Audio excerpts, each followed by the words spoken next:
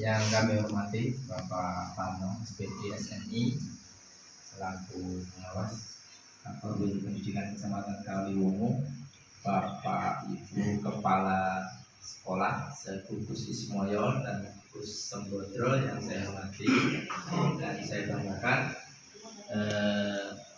Langsung saja mukadimah ikut di depan. Bapak Ibu, ini kesempatan yang diberikan kepada saya untuk mempresentasikan observasi pengelolaan kinerja kepala sekolah. Bapak Ibu, pada kesempatan kali ini yaitu saya memilih membangun observasi dengan judul membangun budaya refleksi di sekolah. Indikator pilihan saya yaitu refleksi program pengembangan kompetensi guru. Kemudian target pilihan kepala sekolah yaitu kepala sekolah memandu refleksi mendalam termasuk membicarakan kesulitan dalam pengembangan kompetensi guru. Ya, upaya mempelajari yang pertama yaitu melatih kemampuan berpikir reflektif. Kemudian yang kedua, memandu refleksi secara mendalam membicarakan kesulitan dalam pengembangan kompetensi guru. Mungkin dari Bapak Ibu tadi sudah ada yang menyampaikan terkait dengan refleksi, namun mungkin pendekatannya sedikit berbeda. Kalau Bapak Ibu tadi Pak Haji tadi menyampaikan lebih ke teknis, kalau ini lebih ke paradigma atau kita membudayakan berpikir reflektif. Langsung saja, ini saya ambil dari saya hasil belajar di pelatihan mandiri PNM, yaitu 5 cara membangun lingkungan yang mendukung refleksi. Yang 5 cara tersebut yaitu yang pertama yaitu edukasi dan penjelasan yang jelas. Kemudian yang kedua, kepemimpinan yang mendukung. Yang ketiga, ciptakan ruang untuk berdiskusi dan refleksi. Yang keempat, fasilitasi, kolaborasi dan berbagi praktik baik. Yang kelima, bangun budaya pembelajaran yang berkelanjutan. Kemudian dari belajar ini saya implementasikan di lingkungan SD Negeri Kradenan 2. Penjelasannya yang pertama yaitu kita memberikan edukasi kepada pendidik dan warga sekolah SD Negeri Kradenan 2 yaitu tentang refleksi. Jadi memberikan edukasi kepada guru bahwa refleksi bukanlah bentuk penilaian. Jadi refleksi itu berbeda dengan penilaian, melainkan alat pengembangan profesional untuk meningkatkan kualitas pembelajaran.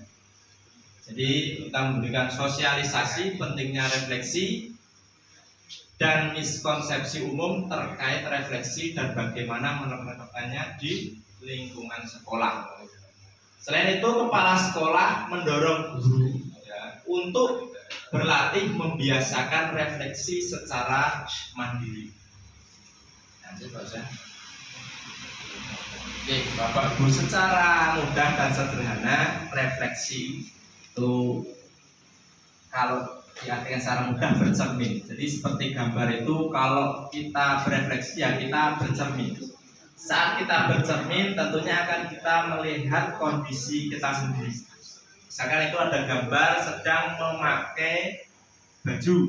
Setelah berefleksi kita akan tahu sudah benar apa belum kancing bajunya.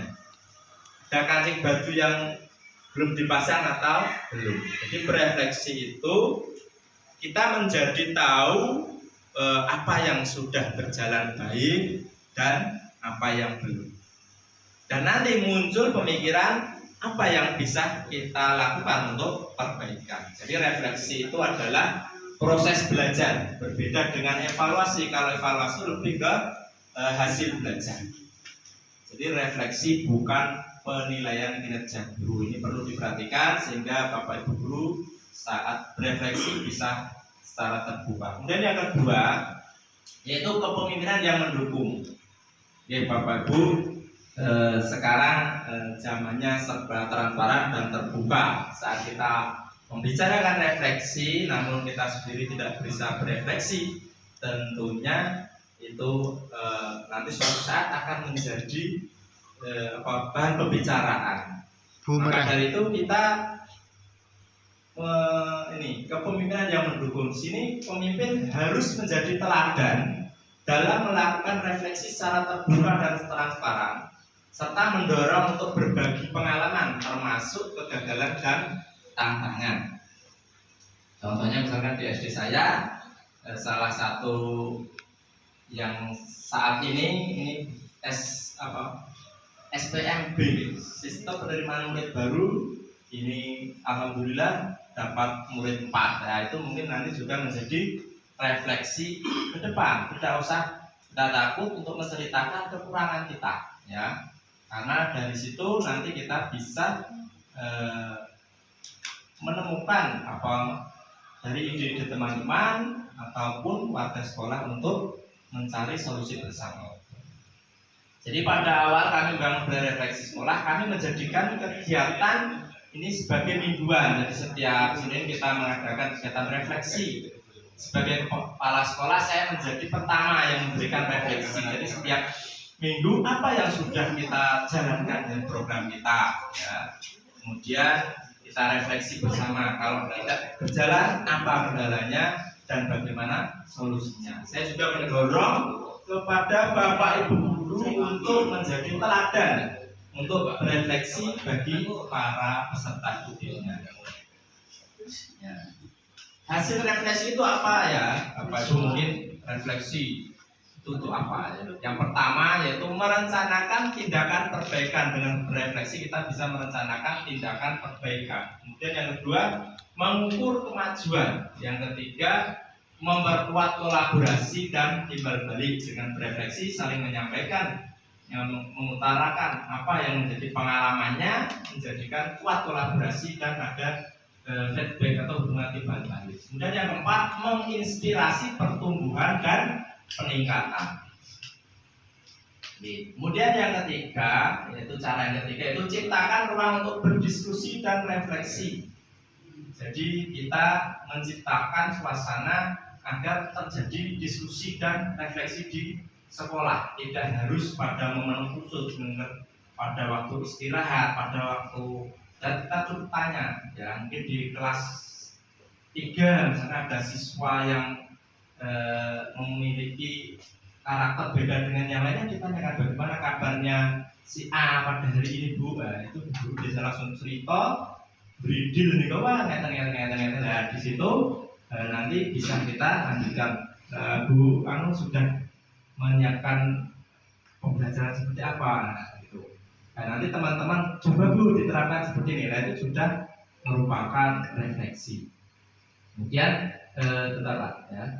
Jadi kalau di sini kita bisa menyeting suasana kantor ini juga menjadi tempat untuk memfasilitasi percakapan informal.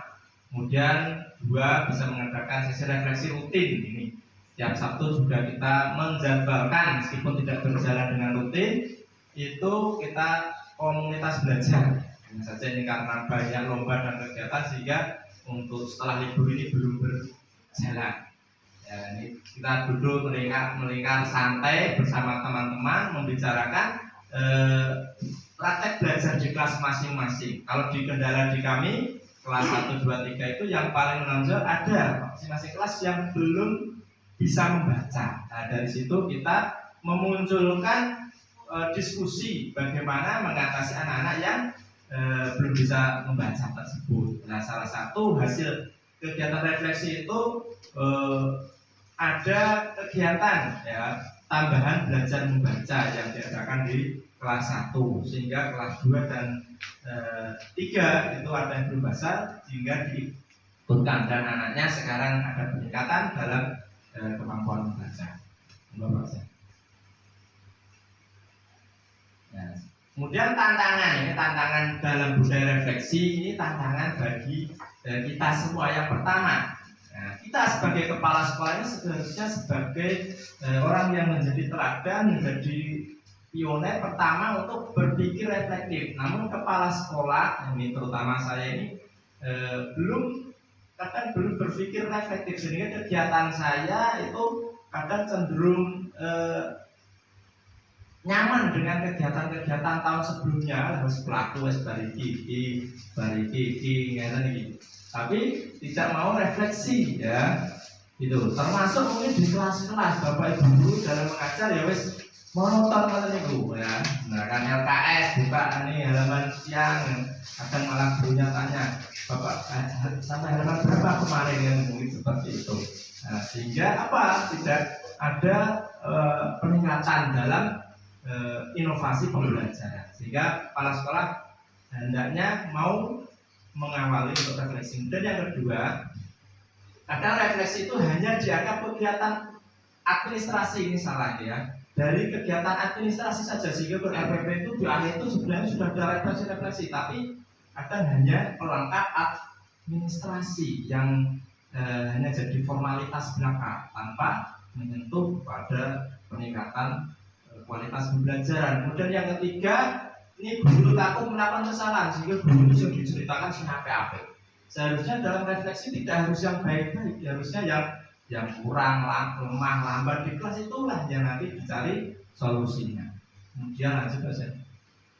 Dan yang keempat, ini fasilitasi kolaborasi berbagi praktik baik. Nah, ini yang punya wewenang, punya otoritas itu kepala sekolah.